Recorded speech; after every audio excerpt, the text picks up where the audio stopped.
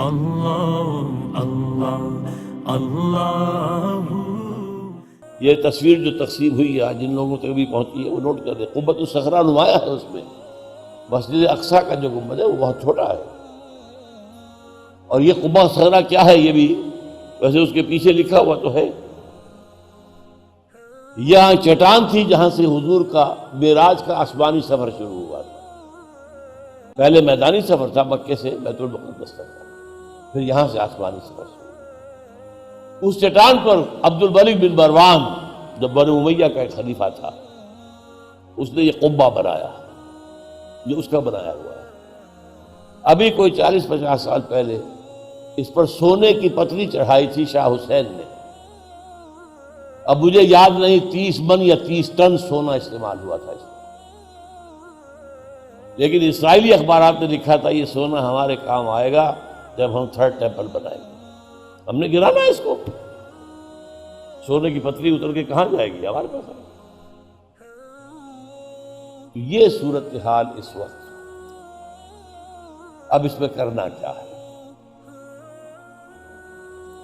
صرف ایک حل ہے، صرف ایک حل ہے، صرف ایک حل۔ کیوں؟ جو کچھ ہمارے ساتھ ہو رہی ہے کیا اللہ کے اذن کے بغیر ہو رہی ہے؟ بتائیے، اللہ کا اذن ہے تو کیوں ہے؟ کیا اللہ کو اسلام اور مسلمانوں سے دشمنی ہے اور یہودیوں اور عیسائیوں سے دوستی ہے؟ آپ خاموش ہیں، جواب دیجیے۔ یہ بہت کریٹیکل کوسچن ہے، مسٹ آسک اپنے دل سے پوچھیے۔ یہ سزا ہے اللہ کی، عذاب ہے اللہ کا۔ اللہ کا عذاب کسی کے ذریعے سے آتا ہے۔ یہودیوں پر نبوکدنضر کے ہاتھوں آیا، بخت نصر کے ہاتھوں آیا، رومیوں کے ہاتھوں آیا، یونانیوں کے ہاتھوں آیا، ساراگون کے ہاتھوں آیا، اور پچھلی صدی میں جرمنوں کے ہاتھوں آیا۔ عذاب تو اللہ کا تھا۔ یہ عذاب آج کیوں ہے ہم پر؟ دیکھیے قانون اللہ کا کیا ہے۔ اللہ جس قوم کو اپنی کتاب دے دے، شریعت دے دے، وہ قوم زمین پر اللہ کی نمائندہ قوم ہو جاتی ہے، اگر وہ اپنے عمل سے صحیح نمائندگی کرے، صحیح اسلام ریفلیکٹ کرے، صحیح اسلام دنیا کو دکھائے، دنیا کو دعوت دے، come and see with your own eyes this is Islam, تو اللہ کی نعمتوں کی بارش ہوتی رہے گی۔ ان شکرتم لازیدنکم، لیکن اگر تم نے اپنے عمل سے مس ریپرزینٹ کرنا شروع کر دیا اسلام کو، کہیں دکھا نہ پائے کہ آؤ دنیا والوں دیکھو یہ ہے اسلام، تو پھر مسلمان کافروں سے بدتر ہیں اللہ کے نگاہ میں۔ میں نے جان بوجھ کر لفظ استعمال کیا۔ کافروں کا اثر حساب یا تو آخرت میں ہونا ہے، یا ہوا کرتا تھا جب کبھی رسول آ گئے اور رسول کا انہوں نے انکار کیا اور وہ تہس نہس کر دیے گئے۔ قوم نوح اور قوم ہود اور قوم عاد اور قوم صالح، امت مسلمہ کا حساب کتاب مجموعی دنیا میں ہوگا، آخرت میں حساب میرا آپ کا انڈیویجول ہوگا۔ کلہم آتی ہے یوم القیامت فردا، تمہیں میں نے کیا کیا دیا تھا اور تم نے کیا کیا، انڈیویجول بیسس۔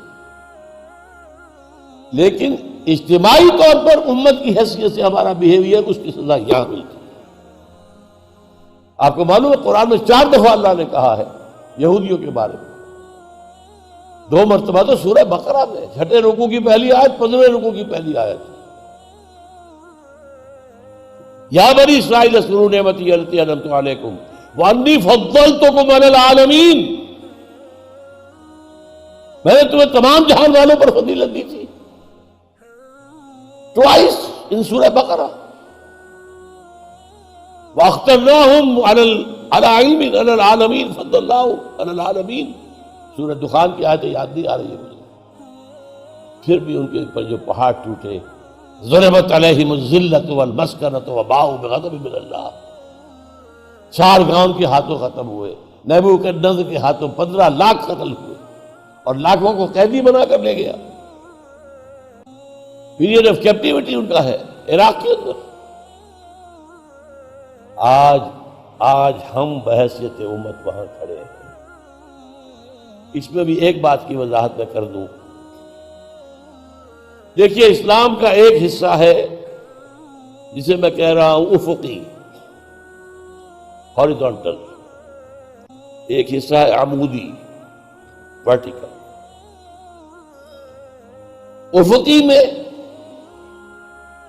عقائد، عبادات، رسومات سب شامل۔ یہ حصہ آج بھی دنیا میں اہم ترین ہے اسلام کا۔ مانا جا رہا ہے کہ Islam is the fastest growing religion of the world. پوری دنیا میں یہ بڑھ رہا ہے، اسی کے اندر آگے لوگ آ رہے ہیں۔ 30 لاکھ حاجی، 30 لاکھ بلکہ کہتے ہیں زیادہ ہو جاتے حج سے بھی، رمضان مبارک کے عمرے میں۔ میری نوجوانی کا دور میں یاد ہے، بڑی مشکل سے ڈھونڈ کے کہیں مسجدوں میں لا کر کسی بزرگ کو بٹھا دیا جاتا تھا، خدا کے لیے بیٹھ جائیے، اعتکاف کر لیجیے، مسجد خالی نہ رہے۔ آج مسجدوں میں جگہ نہیں ملتی، ویٹنگ لسٹیں ہوتی لمبی لمبی۔ لاہور میں تو ایک صاحب ہے جنہوں نے 25,000 آدمیوں کا شہر اعتکاف آباد کر دیا، ایک بڑے گراؤنڈ کے اندر شہر آباد ہو گیا اعتکاف۔ وہ ہے یا نہیں ہے، صحیح ہے غلط، وہ دوسری بات ہے، وہ جانے اور علماء جانے، لیکن بہرحال جو وہاں آتے ہیں 10 دن وہاں بیٹھتے ہیں، ٹھہرتے ہیں، آخر کوئی نہ کوئی مذہبی جذبہ ان میں ہے تبھی تو آتے ہیں۔ مذہب کی کمی نہیں ہے، دین کہاں ہے؟ دین کے اعتبار سے zero. We can't show even 1 square inch of land۔ آؤ دیکھو، یہاں ہم نے اللہ کا دین قائم کیا، یہاں اللہ کی حاکمیت ہے، یہاں شریعت محمدی کا نفاذ ہے، یہاں دولت کی تقسیم منصفانہ ہے، یہاں ہر ایک کے بنیادی حقوق محفوظ ہیں۔ آؤ دیکھو، یہاں کوئی ریپریشن ہے، کوئی ڈسکریمنیشن ہے، کوئی ایکسپلائٹیشن ہے؟ Come and see, come and see, come and see. کر سکتے ہیں کہیں؟ 1 انچ زمین نہیں، not a single inch of land۔ یہ ہے ہمارا وہ جرم، جو کہ اصل میں جیسا کہ میں نے آپ کو بتایا تھا، حضور کی آمد کے بعد اہم ترین معاملہ جو ہے انسان کے لیے وہ اجتماعی نظام کا ہے۔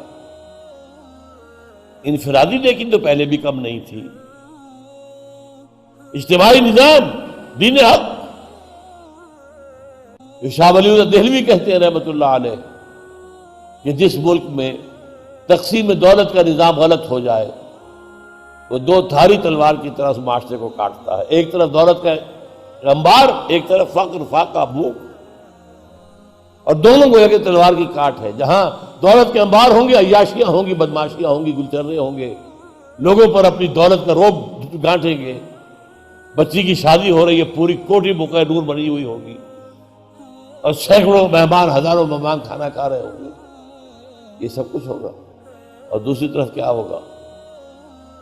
فقر۔ اور حضور نے خود فرمایا کاد الفقر یکون کفرا، فقر تو کفر تک لے جاتا ہے۔ اس فقر کی وجہ سے ہمارے ہاں کتنے لوگوں نے خودکشیاں کی ہیں۔ ایک ماں 3 بچیوں کو لے کر کودتی ہے ریلوے انجن کے سامنے۔ یہ ملک ہے اسلام کے نام پر دیا گیا، اور دولت کے انبار، یہ ڈیفنس ہاؤسنگ سوسائٹیز، ایک پلاٹ 1-2 کروڑ روپے کا، کوٹھیاں 10 کروڑ روپے، اور وہاں جوگیاں بھی ہیں کہ جن کے پاس بارش اگر آ گئی ہے تو اس سے بچنے کا کوئی راستہ ہی نہیں۔ اس معاملے کے اندر میں ایک اور طرف بات کہہ رہا ہوں آپ سے۔ Criminal number 1 are the Arabs۔ Why؟ جن کے رتبے ہیں سوا، ان کی سوا مشکل ہے، انہیں اونچا مقام دیا اللہ نے، محمد ان میں سے تھے صلی اللہ علیہ وسلم۔ رسول عربی تھے کہ نہیں؟ رسول ہاشمی تھے کہ نہیں؟ یہ رتبہ بلند ملا جس کو مل گیا ہر مدعی کے واسطے دار نصر کا۔ نمبر 2، ان کی مادری زبان میں اللہ کا کلام موجود ہے۔ انہیں تو کوئی چٹائی توڑ تعلیم حاصل کر کے تو قرآن کا ترجمہ سمجھنا جو ہے اس کے لیے محنت نہیں کرنی پڑے، اپنی زبان۔ اس کے باوجود جیسے جیسے یورپین کولونیلزم کا بستر طے ہوا پچھلی صدی میں، کسی عرب ملک نے اپنا قبلہ سیدھا کر لیا ماسکو کی طرف، شام، عراق اور مصر، اور کسی نے اپنا قبلہ سیدھا کر لیا واشنگٹن کی طرف، باقی سارے عرب ممالک واشنگٹن کی طرف۔ ان سے بڑا مجرم کون ہوگا؟ ان پر تو میں عرض کر دوں آپ سے، یہ جو نیا دی بلڈیسٹ وار جو کہا ہے، یہ جو تصویر میں نے آپ کو دی ہے وہ ان کے سر پر کھڑی ہے، تلوار تو نہیں ہوئی ہے۔ وہ جیسے ایک اسرائیلی نبی نے کہا تھا، لوگوں ہوش کرو، توبہ کرو، درخت کی جڑ پر کہاڑا رکھا جا چکا ہے۔ وہ تباہی یہاں آنی۔ ویل للعرب من شر قد اقترب، یہ حضور کی حدیث ہے۔ اور جنگ کیسی ہوگی وہ میں پہلے آپ کو بتا چکا ہوں کہ ایک باپ کے بیٹے اگر 100 ہوں گے تو 99 ختم ہو جائیں گے، ایک بچے گا، اور پرندہ اڑتا چلا جائے گا اور اسے اترنے کی جگہ نہیں ملے گی، گرے گا تھک کر تو لاش پر گرے گا۔ یہ دور نہیں ہے، یہ ایجنڈا چل رہا، بڑی تیز سے چل رہا ہے۔ جنگ شروع ہو چکی 2001 سے۔ یہ جان لیجئے پہلی جنگ جو صلیبی جنگ تھی اسے ایک جنگ کہہ دی، وہ جنگ نہیں، جنگوں کا سلسلہ تھا، 250 برس جاری رہا ہے۔ وہ کوئی 2-4 برس کی بات نہیں تھی، 250 برس، 170 برس وہ سلسلہ جاری رہا، ریلے کا ریلا چلا آ رہا ہے، سیلاب پر سیلاب چلا آ رہا ہے، ایک گیا ہے تو دوسرا آ گیا، دوسرا گیا تو تیسرا آ گیا۔ اسی طرح یہ جنگ شروع ہوئی ہے، ابھی اسے 10 سال ہوئے ہیں، لیکن اس کے جو ہدف ہے اس میں ظاہر بات ہے۔ آپ کو یہ بھی بتا دوں، 2005 میں بش نے کہہ دیا تھا کہ سعودی عرب پر اور پاکستان پر بھی حملہ کر دیا جائے۔ وہ تو ان کی جو پینٹاگون ہے، جو فوجی ادارہ، اس نے کہا کہ نہیں، ممکن نہیں ہے، we are already overstretched, ہماری جو قوتیں بہت پھیلی ہوئی ہیں اس وقت، کوئی مزید جو ہے ہم مہم جو ہے جوئی نہیں کر سکتے۔ اور وقتے میں آ پڑی ہے سکون دسترانہ بات، نمبر 2 کرمنلز ہم مسلمانان پاکستان۔ اگر ہماری 150 کروڑ آبادی ہے تو کرمنل نمبر 1 30 یا 40 کروڑ عرب، کرمنل نمبر 2 نیئرلی 20 کروڑ مسلمان پاکستان۔ کیوں؟ ہم نے ایک ملک مانگا تھا گڑ گڑا کر۔ اے اللہ ہمیں انگریز کی غلامی سے نکال کر ہندو کی غلامی میں نہ دے دے، اے اللہ ہمیں علیحدہ ٹکڑا دے دے، ہم تیرے دین کا بول بالا کریں گے۔ اقبال نے یہ بات کہی تھی 1930 میں، جس سے کہ مسلم لیگ زندہ ہوئی ہے اور وہ تحریک بنی ہے۔ محمد علی جناح مایوس ہو کر جا کر انگلستان میں بیٹھ گئے تھے کہ یہ ہندو جو ہے، ان کے الفاظ تھے، ہندوز آر انکوریجیبل، ناقابل اصلاح قوم ہے، یہ کوئی معقول بات ماننے کو تیار نہیں ہے۔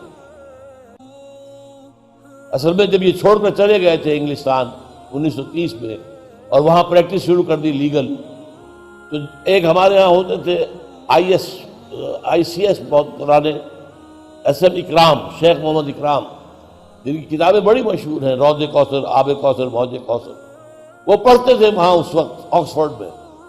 انہوں نے جا کر کہا کہ آپ کیوں چھوڑا ہے پاکستان ہندوستان کو، وہاں کے مسلمانوں کو آپ کی قیادت کی ضرورت ہے۔ کہنے کہ میں قیادت، ہندوز آر انکوریجیبل، اور مسلمانوں کا حال یہ ہے کہ ان کے بڑے سے بڑا لیڈر جو بات مجھ سے صبح کرتا ہے شام کو گورنر کو بتا دیتا ہے۔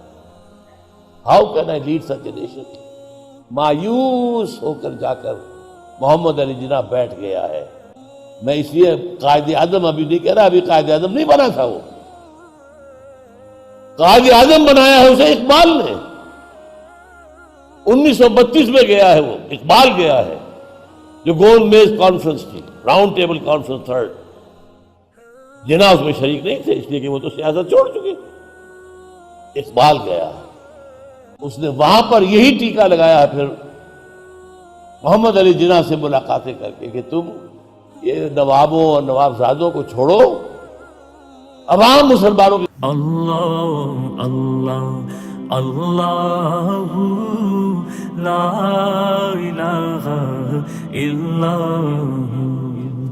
اللہ اللہ اللہ لا الہ الا.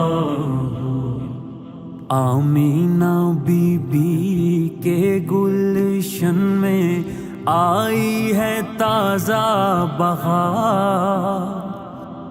آمینہ بی بی کے گلشن میں آئی ہے تازہ بہار.